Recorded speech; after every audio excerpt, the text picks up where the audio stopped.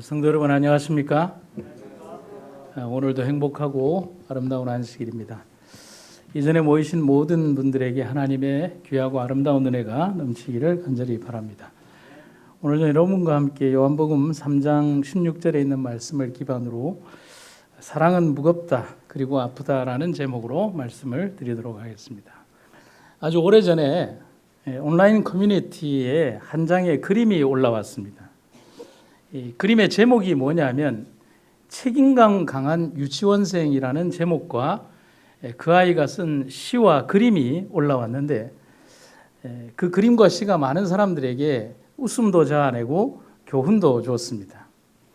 시의 제목이 뭐냐면 사랑한다고 말했거든 이라는 제목인데 아주 짧은 시를 한번 보도록 하겠습니다.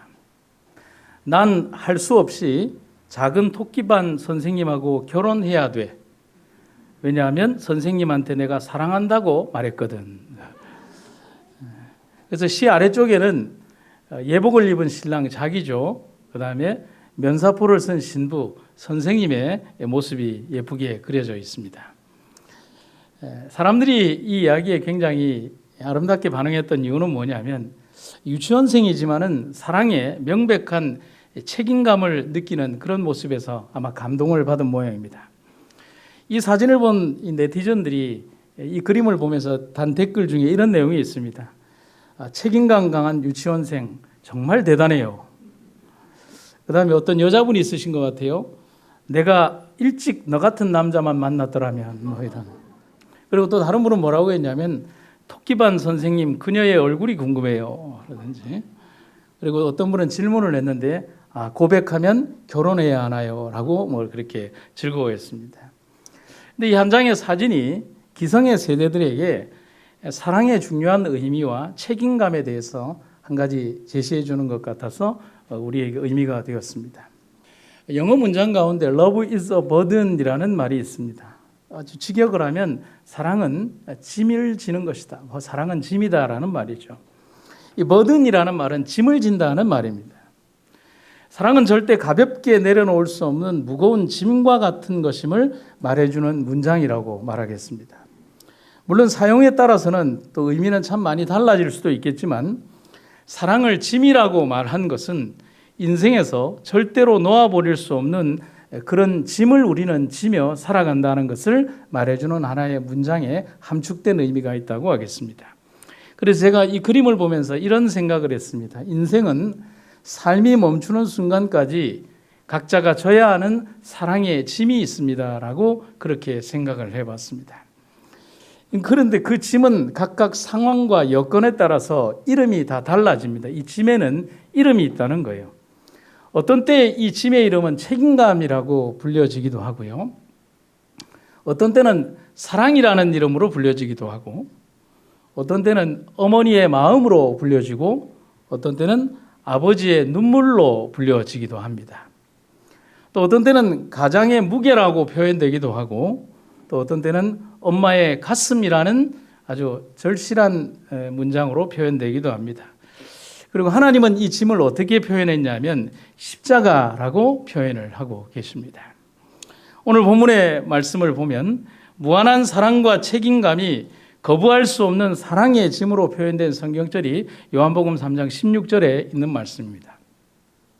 하나님이 세상을 이처럼 사랑하사 독생자를 주셨으니 이는 그를 믿는 자마다 멸망하지 않고 영생을 얻게 하려 하심이라.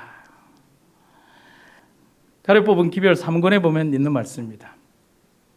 그분은 우리의 죄악 때문에 우리를 포기하지는 않으신다.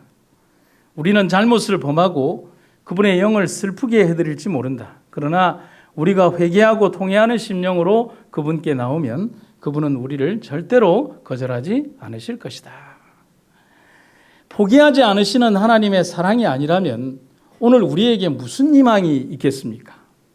범죄한 인류의 역사가 흐르고 흘러서 구약의 4,000년의 역사가 흐르고 예수님의 십자가 사건이 있고서도 2,000년의 세월이 흐르도록 이 인류의 역사는 하나님의 사랑으로 참으신 역사라는 사실인 것이죠. 그분이 그렇게 참으신 것은 그분이 이 구속사적인 일들에 있어서 방임하신 것이 아니라 준비되지 못한 우리들을 향한 회개와 준비의 과정을 위한 사랑의 지체라고 하는 사실을 우리는 분명히 기억하게 되는 것입니다. 오늘 우리를 위하여 십자가를 지셨던 예수님의 그 사랑의 크고 무거웠던 무게를 결코 벗지 않으셨던 그 의미를 생각해보는 시간이 되기를 간절히 바랍니다. 첫 번째, 사랑은 무겁습니다. 제가 이 표현을 하니까 처음에 우리 집사람이 고개를 갸우뚱했어요. 그런데 제가 여러 날 생각하면서 표현하게 된 내용입니다. 사랑은 무겁습니다. 한 장의 사진이 여러분 앞에 있는데 어떻게 보면 좀 충격적인 사진일 수도 있겠지만 정말 아름다운 사랑의 모습이 있는 겁니다.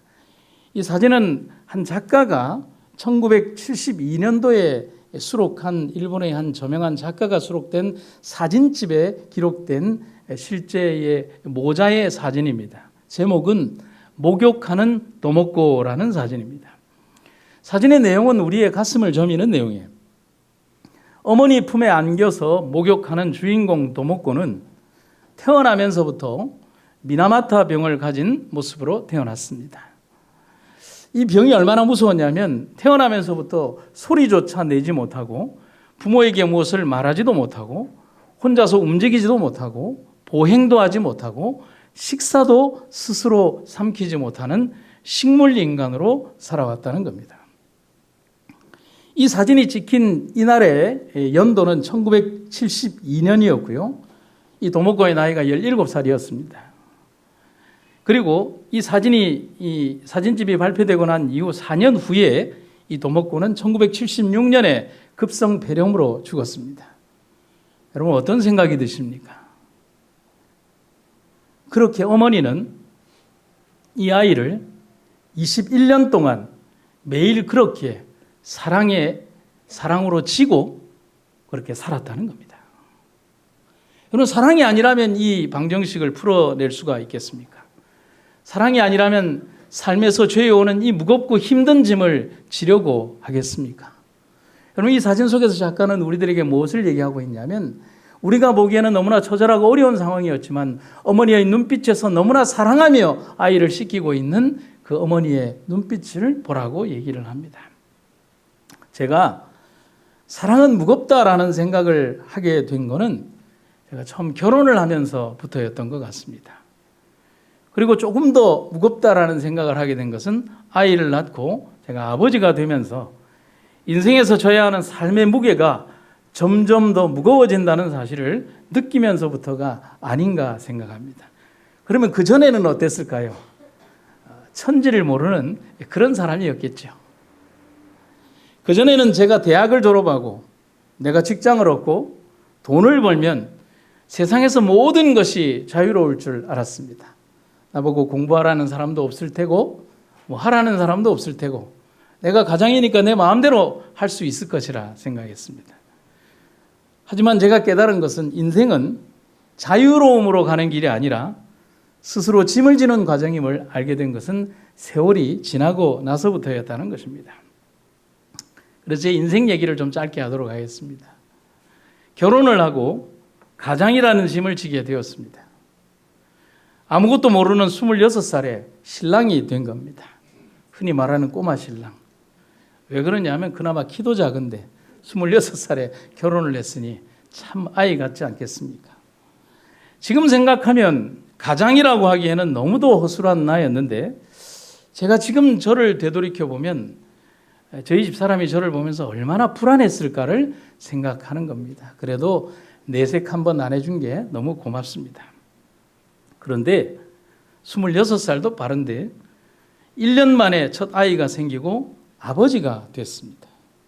27살에 아버지가 된 겁니다. 역시 세상 물정에 아무것도 모르는 어설픈 아빠는 아이를 키우면서 아버지가 되는 걸 배워가는 겁니다. 처음에는 아기를 안을 줄도 모릅니다. 아이가 태어나서 급히 이 새벽차를 타고 충청도에 있는 우리 집사람이 아기를 낳은 병원에 도착을 해서 보니 아기와 엄마가 누워 있는데 어떻게 해야 될지 몰라서 그냥 옆에서 아이를 보다가 이 철부지 아빠는 그냥 잠을 잔 겁니다. 그래서 저희 집사람이 눈을 딱 떠서 보니까 아기가 있고 그 옆에 뭐 이상한 남자 하나가 누워 있더라는 겁니다. 그러더니만 처음에 했던 말이 그겁니다. 얼굴을 보니 너무 닮아서 애가 안 바뀌었구나. 세상에 아무것도 모르다가 앉는 법을 배우고요. 기저귀도 갈 줄 알게 되고 이제 애가 조금 움직이기 시작하니까 조그만 교회에서 제가 해야 되는 일을 하니 조그만 아이를 데리고 봉고차에 태워서 방문을 가는 겁니다. 집사람도 엄마가 처음이라 어느 날 방문관 2층 집에서 인사를 열심히 하고 추운 겨울날 포대기를 안고 하는데 아이가 있어야 되는데 아이가 없는 겁니다. 보니까 아이가 쭉 새서 계단 밑에 떨어져 있는 거예요. 그뿐만이 아니죠. 어설픈 엄마 아빠가 방문에 쫓겨서 봉고차 슬라이딩 도어에 아이의 손이 있는 줄도 모르고 문을 세게 닫았다가 아이의 손이 꺾인 상태에서 아이의 손을 부여잡고 엉엉 운 적도 있습니다. 그래도 다행히 아이는 철부지 엄마 아빠의 근심과는 달리 참 잘 자라주었습니다. 둘째 아이가 아주 어릴 때 정말 심하게 아팠던 몇 개월의 시간이 있었습니다. 우리들에게는 죽음 같은 시간이었죠. 말도 할 줄 모르는 어린아이를 부여잡고 울던 시간이 지났을 때, 다 지나고 난 다음 그때 우리가 참 여러 번 했던 말들, 좀 말이라도 할 줄 알았으면, 어디 아프다고 말이라도 좀 해봤으면 얼마나 좋을까. 그러면 얼마나 아이 키우는 게 쉬울까. 조금 걸을 줄이라도 알면 얼마나 쉬울까. 그런데 앞불사 아이가 성장하면서 말을 하고 걷기 시작하면서 숨을 돌리는 것이 아니라 더욱 많은 부분을 감당해야 한다는 사실을 배우는 것은 그 이후였습니다. 아이가 학교를 가면 학교에서 올 때까지, 상급학교에 진학을 하면 시험에 들지 않고 졸업할 때까지, 대학교를 가면 부담이 덜어지리라 생각을 했지만 더 큰 부담과 경제적 압박감이 죄어왔습니다. 졸업을 하고 직장을 얻고 결혼을 하고 이젠 끝이려나 했는데 인생을 살면서 그게 아니라는 것을 요즘 더 절실히 배우게 됩니다. 그래서 제가 이렇게 썼어요. 걱정은 끝도 없이 이어집니다. 왜냐하면 나처럼 살아갈 어설픈 가장의 모습을 보면서 아들 걱정을 하고, 딸아이는 엄마처럼 엄마로 살아갈 모습을 하며 걱정 아닌 걱정을 합니다. 언제까지요? 아마도 죽을 때까지. 우리 어머니가 돌아가실 때까지 우리의 걱정을 했던 것처럼. 이 모든 것, 이 모든 과정, 그리고 죽을 때까지 이어질 이 시간들이 모두 짐이겠지만, 그런데 그 짐이 무겁다고 그 짐을 내려놓을 마음은 없습니다. 여러분들도 마찬가지 아닙니까? 성경 속 창조의 역사와 더불어서 가장 먼저 하나님은 두 가지 제도를 이 세상에 허락하셨습니다. 그 첫 번째 제도는 안식일 제도, 그리고 두 번째 제도는 결혼 제도.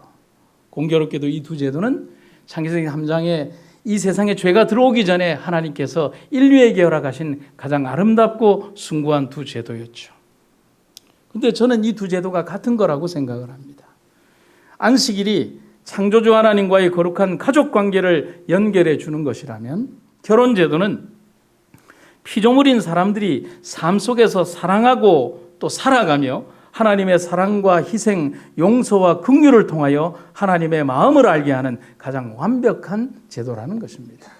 하늘 가족과 세상의 가족이 되는 가족 제도를 말하는 것이죠. 그래서 아마 아버지가 되고 어머니가 되어 나이가 들어가면서 하나님의 사랑을 조금씩 더 많이 알게 되나 봅니다. 좀 쉽게 표현하면 철이 들어가는 것 같습니다. 저 7년 전 올 때보다 조금 더 철든 것 같지 않습니까? 맞죠? 예. 흰머리도 이렇게. 제 7년 전에는 영상 속 사진의 그 그림에 보면 흰머리가 없었거든요. 이제 7년이 지나면서 흰머리가 생기고, 그러면서 무엇이 되느냐면 조금 더 철이 든 것 같습니다. 몇 년 전 일본의 소셜미디어에 시니치라는 사람이 올린 글이 있습니다. 제목은 아버지의 노트라는 제목인데, 내용에 이런 내용의 글귀로 시작이 됩니다. 오늘은 본가에 있는 돌아가신 아버지의 방에서 잠을 잡니다. 치매에 걸리신 이후 어머니에게 많이 혼나면서도 당신의 기억과 싸우던 아버지의 노트를 보는 바람에 눈물이 멈추지 않습니다. 그 노트에는 많은 글들이 쓰여져 있지는 않아요. 왜냐하면 사라져가는 기억을 붙들기 위해서 아버지가 계속해서 몇 개의 글자를 써놓은 내용들이 떠나보낸 아버지의 노트를 보면서 이 자식을 울게 만들었다는 것이죠. 찢어진 노트에 보면 선풍기는이라고 되어 있는데 그 뒤에 아마 꼭 끄라는 말 같아요. 그렇죠? 산책을 갈 때는 아마도 뭐 명찰을 꼭 붙이고 가라는 것 같아요. 노트에 보면 찢겨져 있어요. 자기 생각대로 행동하지 말 것. 누구누구 일가가 온다. 휴지는 다 쓴 다음에 꼭 새 걸 쓸 것. 시키는 대로만 할 것. 쓸데없는 짓은 하지 말 것. 행주는 바닥에 놓지 말 것. 걸레는 조심할 것. 폐를 끼치지 않도록 할 것. 밤에는 덧문을 꼭 닫을 것.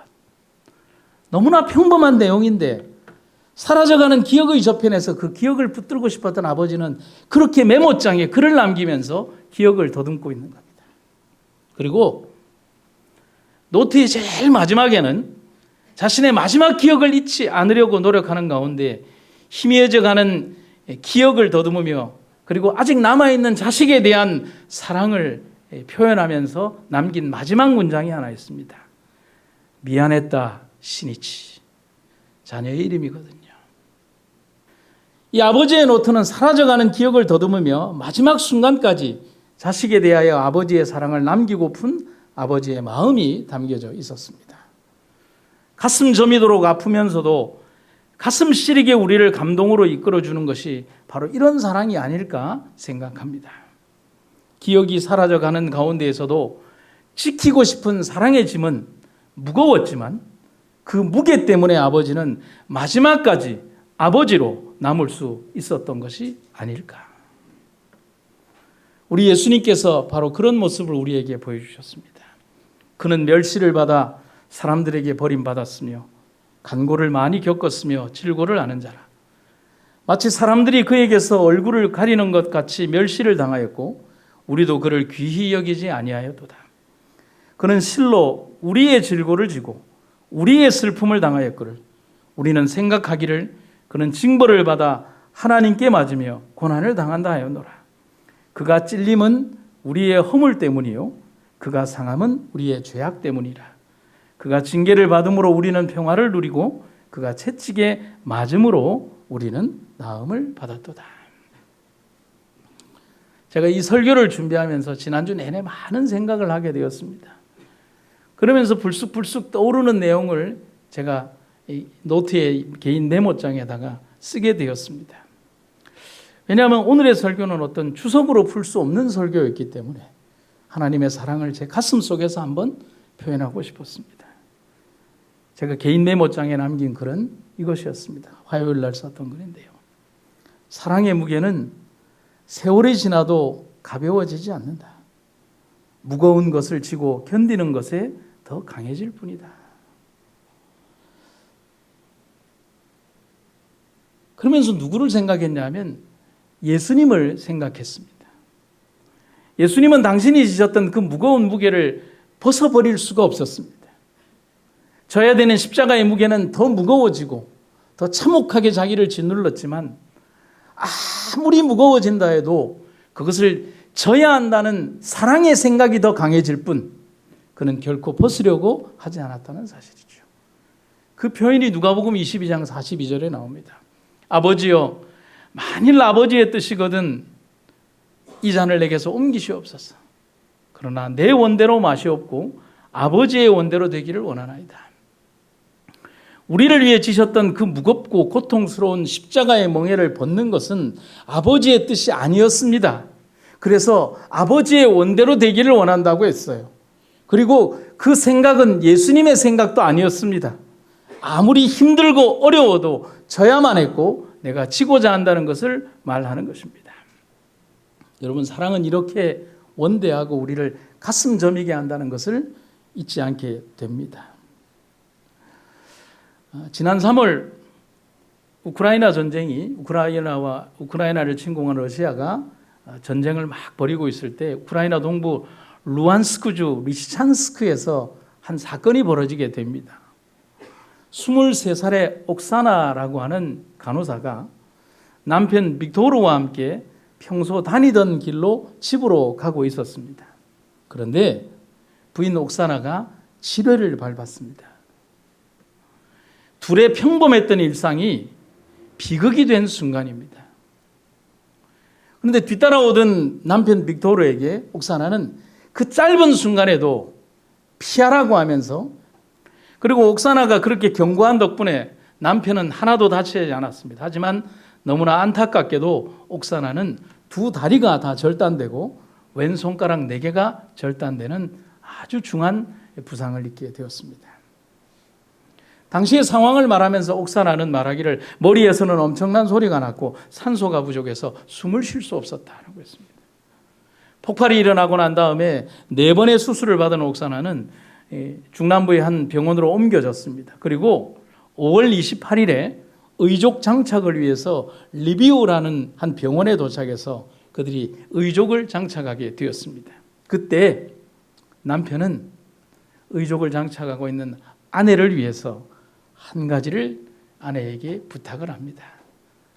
우리가 지금껏 너무 가난해서 결혼식을 할 수 없었습니다. 나는 당신 옥사나를 사랑합니다. 나와 결혼해 주시겠습니까? 병원의 자원봉사자들은 그들을 위해서 케이크를 구웠습니다. 결혼 반지와 웨딩드레스를 준비한 부부는 병실 안에서 결혼식을 올렸습니다.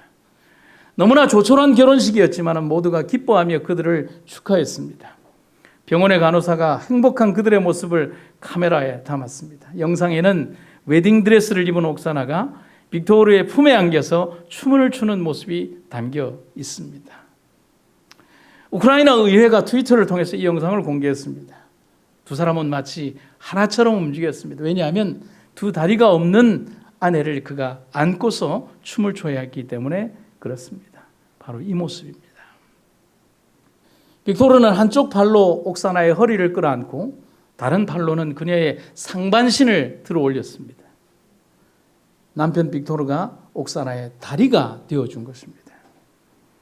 사고가 일어나고 난 다음에 옥사나의 가장 큰 고민은 사랑하는 남편에게 짐이 되고 싶지 않은 마음이었습니다.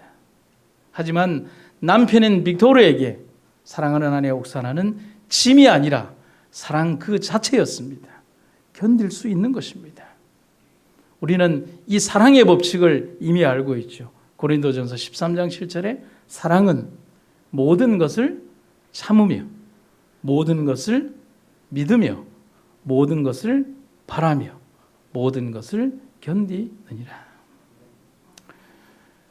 그런데 사랑에는 두 번째 원칙이 있어요. 고통이 있습니다. 십자가를 지신 예수님에게 있어서 그 희생과 고통의 동기는 오직 사랑밖에는 없습니다. 여러분, 사랑이 아니라면 그런 수모와 고통, 치욕과 창조주의 죽음이라는 우주적 충격의 사건은 절대로 있을 수 없습니다. 하지만 하나님은 아들의 죽음과 고통을 보시면서도 인류를 향한 하나님의 사랑을 포기하지 않으시기 위해서 고통으로 울부짖는 아들 하나님의 얼굴을 보지 않으시기 위하여 하늘을 구름으로 가리셨다고 했습니다. 제가 그 장면을 생각하며 이렇게 한번 써봤습니다. 십자가를 지는 예수님도, 십자가의 예수님도, 그 예수님을 보내신 하나님도, 그 십자가의 예수님을 보시는 그 하나님도 그 사랑 때문에 고통당하고 찢기셔야 했지만 그 고통과 아픔을 외면하지 않으셨습니다. 오히려 더 강하게 율법의 저주를 당신의 온 몸으로 받으시고 당신의 죽음으로 우리에게 생명을 주셨습니다. 요한일서 4장 8절에 하나님은 사랑이라는 절대적 명제는 우주적 선언이고 우주의 기초가 되고 있음을 우리는 기억하게 됩니다. 여러분, 제가 며칠 전 월요일인가요? 중환자실 방문을 하다가 낯선 분 한 분을 만났어요. 실습 중인 한 남자 조무사 실습생이었습니다. 새로 보는 친구라서 제가 제 소개를 먼저 했습니다. 왜냐하면 의사도 아는 사람이 ICU에 들어가서 뭐 이렇게 돌아다니고 하면 얼마나 놀라겠습니까? 그래서 저는 목사입니다. 이렇게 매일매일 들어와서 환자들을 위해서 기도합니다. 놀라지 마세요. 근데 그 남자분의 얼굴이 워낙 동안이라서 한 30대 중반인 줄 알았어요. 나중에 알고 보니까 50살 총각이었어요. 제가 목사라고 밝히니까 환하게 웃으면서 저희 형님도 캐나다에서 목사님으로 일하고 계십니다 라고 하는 거예요. 물론 장로교회 목사님이죠. 그래서 제가 궁금했어요. 아니 그러면 우리 형제님은 한국에 원래 사셨어요? 아니면 캐나다에서 오신 겁니까? 라고 하니까 캐나다에서 왔다고 하는 겁니다. 근데 궁금했어요. 50살이나 먹은 결혼하지 않은 총각이 캐나다에서 와서 조무사 실습을 하고 있다. 뭔가 그림이 맞지 않는 거예요. 사연을 물어보니까 그 사연이 제 마음에 큰 울림을 줬어요. 형은 캐나다에서 목회를 하고 있고 자신도 캐나다에서 대학을 나오고 꽤 좋은 직장을 다니고 있었습니다. 그런데 얼마 전에 한국에 있는 어머니가 중병에 걸려 아프시다는 얘기를 듣게 되었습니다. 참 마음이 아팠던 것은 두 아들이 전부 다 캐나다에 가 있고 어머니는 혼자였거든요. 형은 목회를 하고 있고 자기는 혼자였습니다. 어떤 미련도 없이 그는 귀국을 결심했고 결혼도 하지 않은 몸으로 어머니를 돌보기 시작한 겁니다. 그래서 제가 그랬어요. 간호조무사는 왜 하게 된 겁니까? 왜 실습을 한 겁니까? 어머니를 더 잘 돌봐 드리고 싶어서. 귀국 후에 계속 돌봐왔고 퇴근하면 역시 어머니를 돌보는 것이 자기의 일이라고 했습니다. 나이를 물었습니다. 말씀드린 것처럼 50살이고 총각이라고 했습니다. 가슴이 먹먹해 왔습니다. 그리고 울컥했습니다. 해맑게 웃는 모습을 보면서 당신 정말 대단한 사람이라고 얘기를 했을 때 그분이 제게 이런 얘기를 했어요. 그게 왜 대단한 일인가요? 내가 해야 하는 당연한 일인데요. 그의 삶에서 보여지는 사랑에 대한 책임감이 너무 아름다웠습니다. 너무 무거운 것이지만 사랑이 감당케 했다는 것이죠. 여러분 맞아요. 사랑 때문에 져야 하는 무게는 무겁고 사랑 때문에 느껴야 하는 고통은 너무나 큽니다. 누가 사랑을 아름다운 장밋빛으로만 얘기합니까?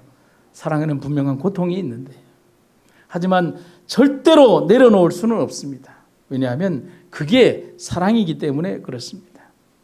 우리는 그 사랑의 원형을 어디에서 배웁니까? 하나님에게서 배운다는 것입니다. 제가 아까 메모장 말씀드렸죠. 이틀 뒤 목요일에 제 다시 메모장에 이런 글을 쓰게 되었습니다. 사랑은 책임감 때문에 아프고 다 해주지 못해서 더 아프고 더 해주지 못해서 아프다. 하지만 아무리 무겁고 아파도 사랑은 사랑 그 자체로 아름답다. 여러분 오늘 이러한 사랑을 우리들에게 보여주신 예수님의 모습을 여러분 잊지 마시기를 간절히 바랍니다. 그 장면을 한번 읽어볼까요? 흠없는 하나님의 아들이 십자가에 달리시어 그의 살은 매 맞아서 찢어졌고 그처럼 자주 축복하시려고 펼치시던 손은 나무 막대기에 못 박히셨으며 사랑의 봉사로 피곤할 줄 모르던 발도 나무에 못 박혔고 고귀하신 머리는 가시관으로 찔리셨으며 그의 떨리는 입술은 비통의 부르짖음을 바라였다. 그가 참으신 모든 것, 그의 머리와 손과 발에서 흘러내린 핏방울, 그의 몸을 괴롭힌 고민, 그의 영혼을 가득 채운 말할 수 없는 고민은 인간 자녀의 각 사람에게 하나님의 아들이 이와 같은 죄악의 짐을 지기로 동의한 것은 그대를 위함이며 그대를 위하여 그는 사망의 권세를 깨뜨리고 낙원의 문을 여신다고 선언하여 말한다. 성난 파도를 잔잔하게 하시고 거품이는 파도 위를 걸으시며 귀신들을 떨게 하시고 질병을 물러가게 하시며 소경의 눈을 뜨게 하시고 죽은 자를 생명으로 불러일으키신 그분이 자신을 제물로서 십자가 위에 바치셨으니 이것은 사랑으로 그대에게 행하신 것이다. 사랑하는 성도 여러분, 예수님의 십자가는 우주 거민에게는 너무나 큰 충격이고 이해되지 않는 셈법이었습니다. 왜 그렇게 해야 합니까? 왜 죄인들을 위하여 창조주 예수님이 죽으셔야만 합니까? 그렇게 모욕당하고 치욕을 당하며 고통받으셔야 합니까? 범죄한 피조물을 위하여 죄 없으신 하나님의 아들이 그들을 대신하여 죽으신다는 구속의 이야기. 여러분, 그 이야기가 아름답습니까? 아니죠. 그 이야기는 고통의 이야기예요. 아픔이고 죽음이잖아요. 도저히 받아들일 수 없는 결정이잖아요. 어떻게 그것을 평범하게 당연한 일이라고 받아들일 수 있어요?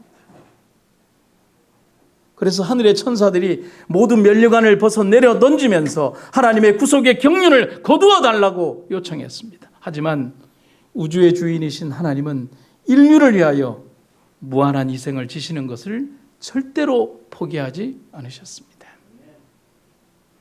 그분은 우리에게 생명을 주시기 위하여 고통을 끌어안으셨고 죄의 무거운 짐을 지셨습니다. 아무리 무겁고 고통스러우며 우주의 전 전체가 통곡하는 그 슬프고 아픈 현장에서도 피 흘리며 치욕을 당하시면서도 사랑을 포기하지 않으셨습니다. 사랑한다고 말씀하셨습니다.